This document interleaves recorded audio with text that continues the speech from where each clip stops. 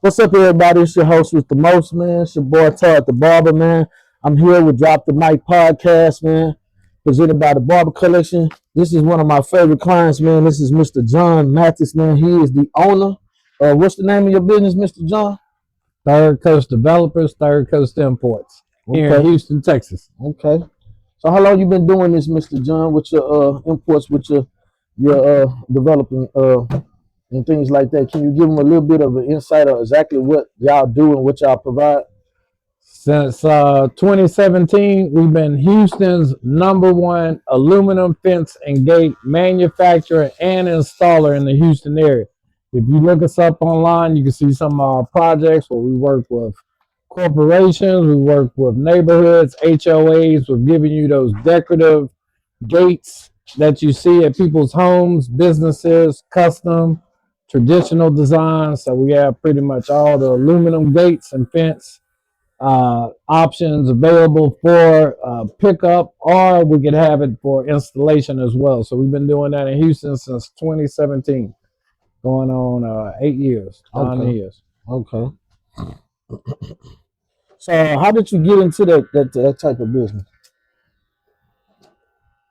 So pretty much what we had to do, I started with, I did marketing and advertising. So it could have been really any business. And so I saw, kind of like the McDonald's story, I saw a person who had potential. I believed in them. I invested my marketing expertise. And after a while, once I saw that I could handle it, then I took over that business and just flourished from there. So I pretty much started with helping out someone with marketing that didn't really know much about it, and they didn't see the benefits. So I showed them a way where they can get leads online for any type of business. It could be plumbing, landscaping, metalwork, whatever business that you have. But we did the marketing and advertising. We were getting them about 50 phone calls a month. And so eventually he wasn't able to handle those phone calls, and I took over the phone calls for him. And it went from there. Started making the sales. More sales grew. Then we ended up eventually growing our business and start manufacturing our own line of products based off of just that marketing and advertising. So that's a big key of how we've been able to keep our business afloat. Okay. So tell the public, man, tell everybody a little bit about yourself, man, where you from. Look, y'all, look, I'm from a small town in Mississippi. All right, from a small town. I'm talking about our class had about 800 something people. I didn't even think I was gonna go to college. Right? Went to college in Dillard University in New Orleans, business management. Some that I really didn't, take advantage of, but I ended up getting a degree. Came here to Houston in 2005. Started working at Papacitos because I knew that was a place to work at. I was working there as a manager, worked my way up. And so after that, I started going into sales, did a couple sales jobs, business to business here and there, and then ended up at an advertising agency doing sales. And so, like I said, I was able to just come into Houston, not even being from here, being able to market my company, market myself, and ended up, doing, a lot of revenue and fence and gates in the Houston area. So it was a simple, just hard work ethics, getting it, grinding out. With that being said, what are some of the pros and then what are some of the cons like about the business that you in? Like what are some of the things that you like the most about it, and what are some Look. As long as you got your phone ringing, you got the power, right? Yeah. So it don't matter what business you doing. I could be a barber. If I got people calling wanting to set up appointments, I got power. Now that's up to me to change that into a cash flow business by getting that amount of leads, amount of activities, right? Yeah. So that's the pro of it. It is pretty much being able to handle what can come to you. Because some people think, I only need 1-2 customers to stay afloat. No, you need to always be out there marketing your business, always. So you do a lot of traveling. Yeah, traveling. Yeah, I do a lot of travel all over Houston. But you got to get your name out there. If you ain't out there bragging about your business, posting about your business, nobody else ain't gonna care about your business. Yeah, I try to tell a lot of people about that, man. Like, you know, nobody knows nothing about your business inside the four walls or wherever your business is. So, if you slow, that's because you're not getting yourself out there, you're not getting your voice out there, you're not getting your product out there, or whatever your services you provide. Like, it's no way to beat the old school way as far as like being on the street, you know what I'm saying? Just meeting people straight up hand to hand, passing out cards and stuff like that. A lot of people try to take social media, but social media is only one way of forming of advertising and marketing. I believe people, need to get out and travel and, let the world know what they had to offer. Look, I'll tell you like this. Look, you gotta invest. If you ain't spending money to make, you gotta spend money to make money.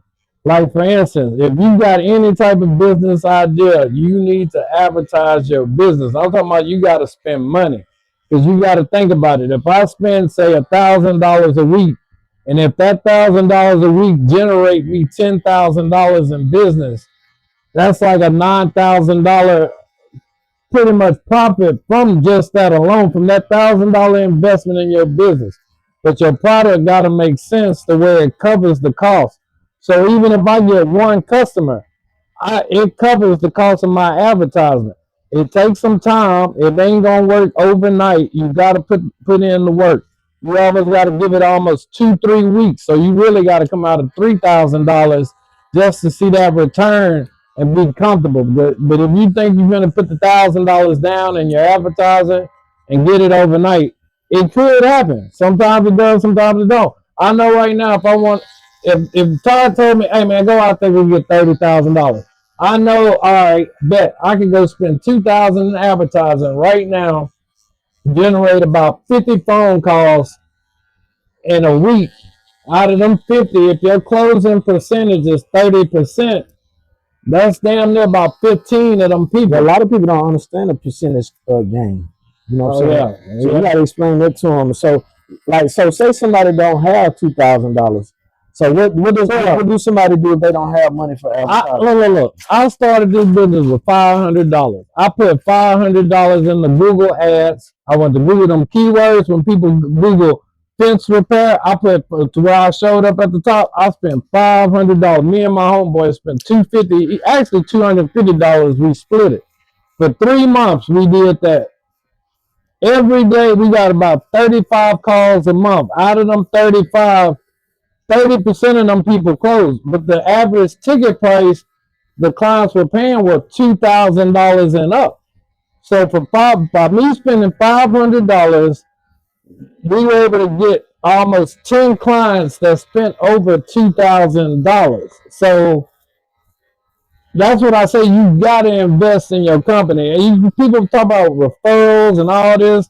And it should. I mean, it's nice. So what are some of your cons? I mean, so what are some of your headaches that you deal with in this business, in your entrepreneurship? Well, like I said, I don't have a background in manufacturing or anything like that, or logistics.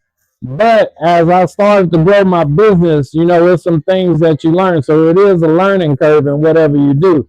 But not saying to scare you from not doing what your business idea is just because you don't know it, because you'll learn it eventually. You just need to get the customers. Get the customers, then you figure out all that other shit at the back end. But the cons, it really ain't none, because some people might think what a con is a bad situation. Oh, I don't know how to hire people. Oh, I don't know how to do this. Or I don't know how to do that. Let all that come to you. And then, because once you get the money flowing, now you got ways to fix them problems if it is a con. So I know how to generate enough money to fix my cons. So you got, like, a lot of people don't understand like the business side of it, man. So I was talking to one of my clients the other day. I actually did an interview with him too. He's in trucking, he's in logistics. So we were talking, and he was telling me about how when people see 18 wheelers, they see dollar signs, and they don't understand that, like, the insurance costs and stuff like that. So, like, do you deal with things like that? Like I do, like keeping your insurance at the, I'm sorry. Do you deal with things like that? Like I do, like dealing with your insurance, taxes, taxes register with the state. But that's what you have an accountant for. You know what I'm saying? You have accountant, So people gonna have to understand too, man. There's people out here that's expertise. There's people who specialize in tax strategies. There's people who strategize in financial planning. All of these things, but you ain't got to get all that now.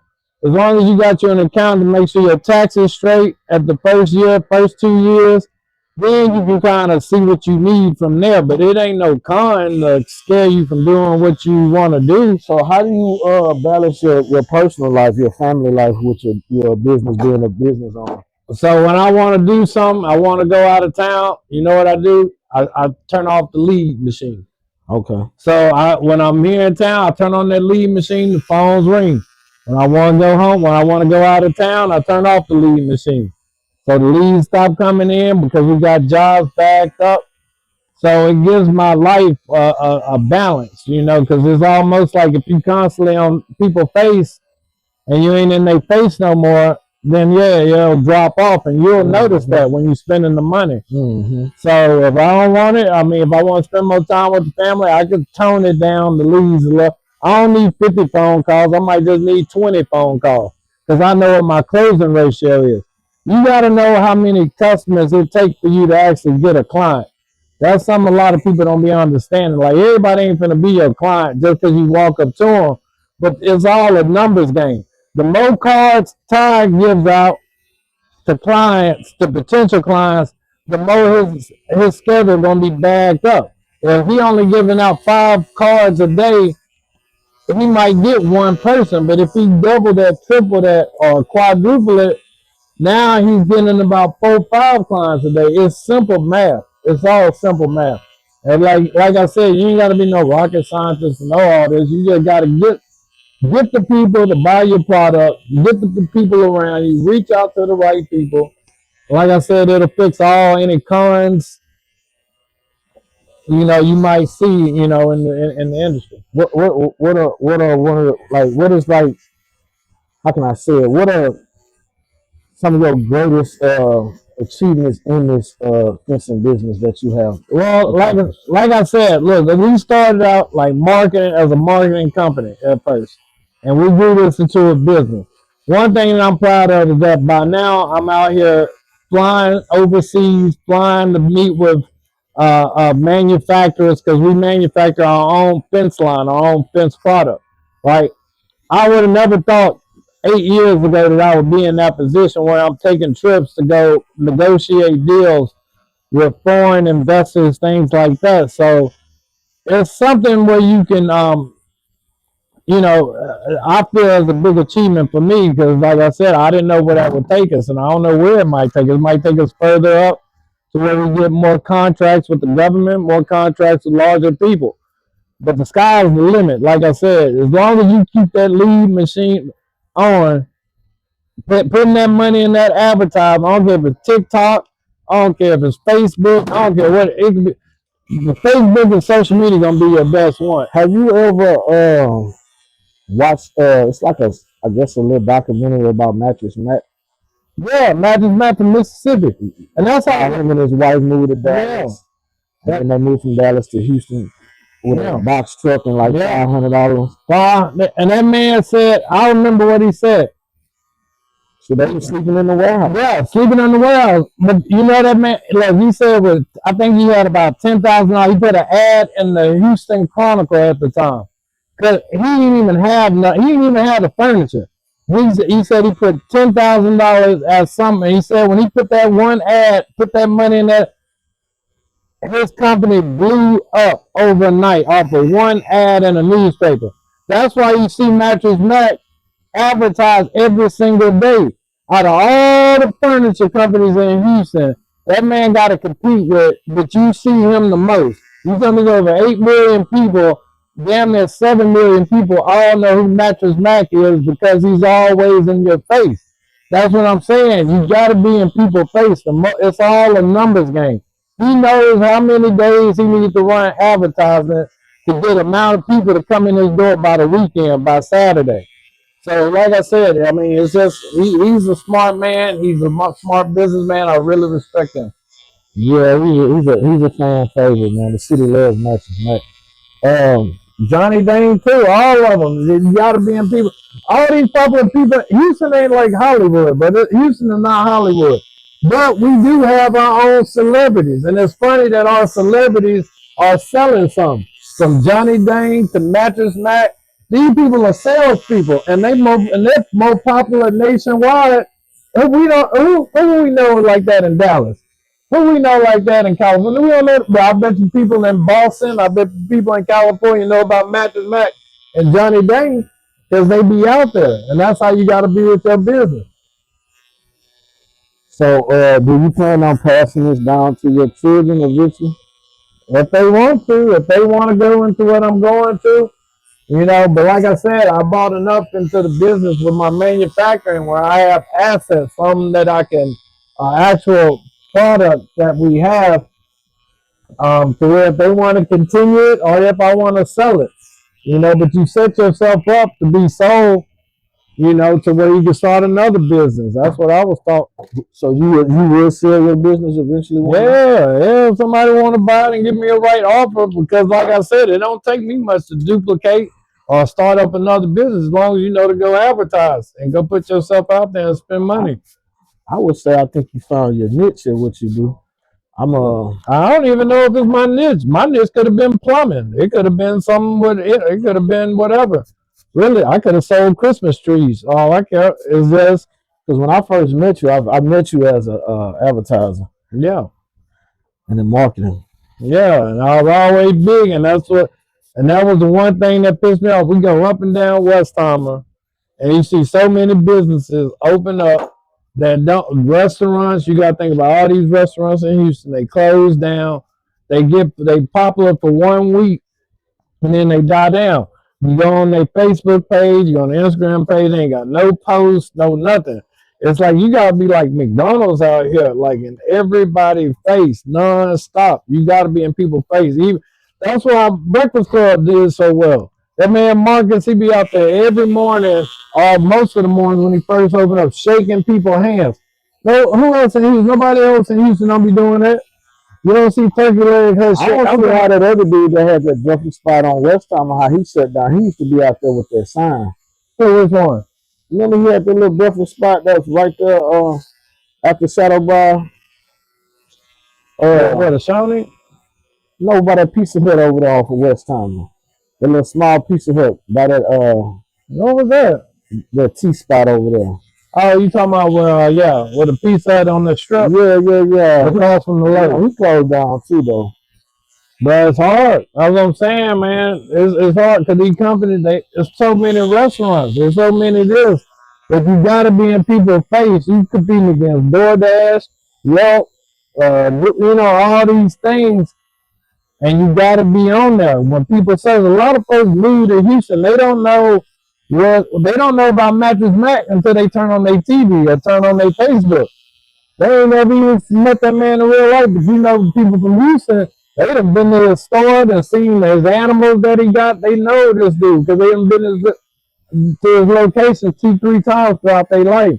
Yeah, it's like a whole experience. Exactly. And that's what he's trying to make, a whole experience. He's just trying to get y'all in the door, which is smart. And that's why he always in your face. But like I said, if you do that with your business and get out there, put your face out there in your company, advertise if you can. I think I'm one of the it's so simple. I think I'm one of the most advertised barbers that's in the city because I do a lot myself. But just imagine if you put $1,000 into promoting your business on Facebook, TikTok, or Instagram, how many more customers that would bring you? You know what I'm saying? I do it quite often. Yeah, so if that happens and you know that's the formula, then you'll just keep putting more and more and more and more in it. To where you can go to 15 locations if you want to. But that's the thing. Some people be content with just having some many customers. Like you said, you're going to be able to turn it off too. Yeah, having barbershop chains, that's a lot, man. Yeah, exactly. You know what I'm saying? Because you got to manage people and stuff like that. And then, you always want to try to make time for your family and stuff like that. Yeah. So, I'm big on family. So, having two locations, sometimes it's overwhelming. You know what I'm saying? But once you get it down after 5 years, if you've been rolling with it, you can say, hey, I think I could do another one. Or you can say, Yeah, what? I think I could do another one, but not until next year. But you have a blueprint for it. You know what Yeah, you I got to pretty much get. got a You know blueprint. what you got to start with, the floors to the lights. You know everything. The Shit, I done chair. learned so much in this industry. Yeah. Shoot, This is like the back of your hand. Yeah, I can build a shop in my sleep. Yeah, exactly. Yeah. But if you don't want to do it, I mean, if you find what you're making, then that's fine. If you know you want to hustle and get some more money, but that's what I'm saying. Everybody can't be the boss. Right now, I'm crossing over to TV and radio personality. And the reason why is because of advertising and marketing. I know if I cross over in this, I will always be able to advertise my businesses and let the masses know about what I got going on and what I had to offer. You know what I'm saying?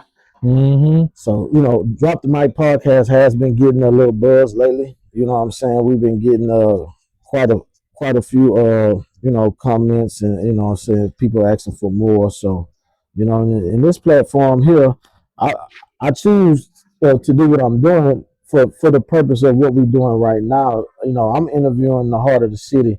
You know what I'm saying? Everyday Joe people, man, the hardworking mom and pop stores, you know what I'm saying? I'm gonna be interviewing chefs, bartenders, restaurant owners, club promoters, DJs, and stuff like that. You know what I'm saying? Before I even entertain, just like dealing with celebrities or anything like that. Just to give the country club feel back to the people, man. The barbershops and the beauty shops was like the country club for black folks.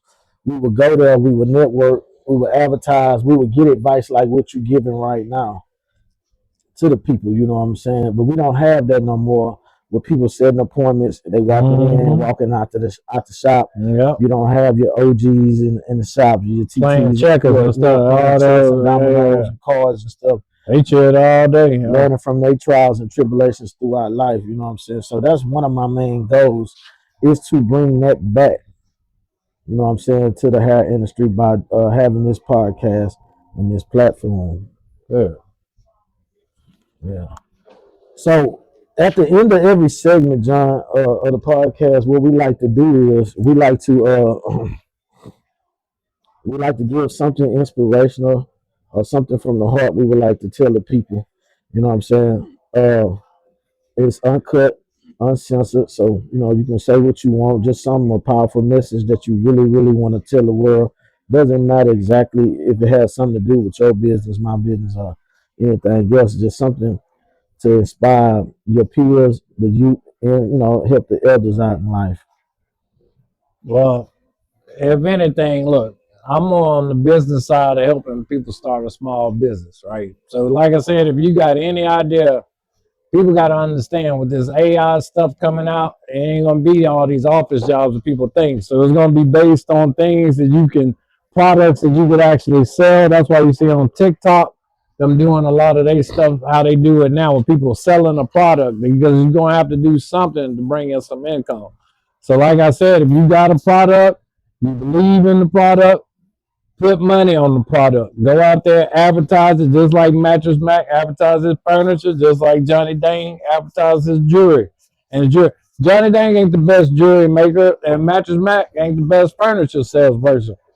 But they got you believing that here in Houston because they put that money into that advertisement and being in people's face. So what I'm trying to say is, if you have $200, $250, you find a way and you build your business based off of you running some ads on Facebook, Instagram, whatever it got to be, TikTok, till you get your first client. When you close that sale, you reinvest that money back into your advertising. That's all you got to do. Go from one client to almost 5,000 just by you investing that time into your business and that money into your business. And I'm gonna contest to that, man. I am a believer of what he's talking about because I am a person who actually invests into his business. So he's not lying, and he's a guy who's helped me throughout my career too as well. He's not just a client; he's always dropping jewels on me and giving me advice, man.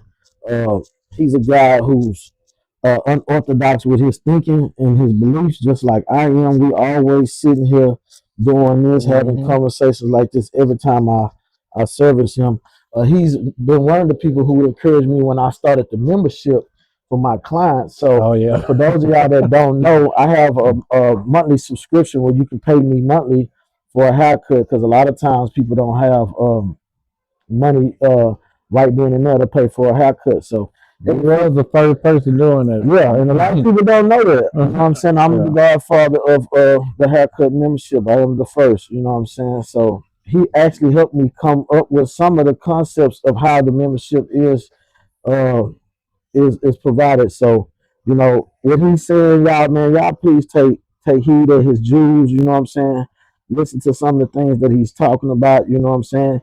And if y'all, you know, want to hear more, man, y'all tune in. He will be back on the podcast because he always got something to say. Oh yeah. If y'all want to contact him for fencing, man, Third Coast Developers, or Third Coast Imports, 3RD Coast Developers. And you got a contact information, email or phone number, anything? Yeah, 713-714-5991. If you Google it, just Google it. If I didn't explain all this to y'all, you better believe my name gonna be out there on Google, and you're gonna see over 155-star reviews, because I want to make sure.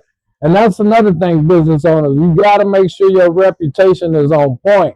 Because when the people look at you, they're gonna look at them reviews, and they're gonna look you up and down and try to find a reason not to do business with you. So you want your people to go out there and write reviews, say, yes, he's an excellent, or she's a fantastic beautician, or she's a wonderful this. You want people to admire your business and your work.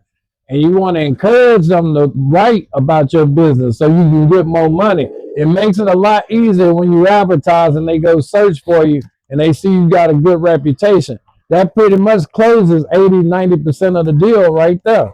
So get out there and try to make something happen, all right? With that being said, man, y'all check us out, man. This is Drop the Mic Podcast, and I'm sitting here with my boy John, man, with Third Coast Imports and Fencing. Yes.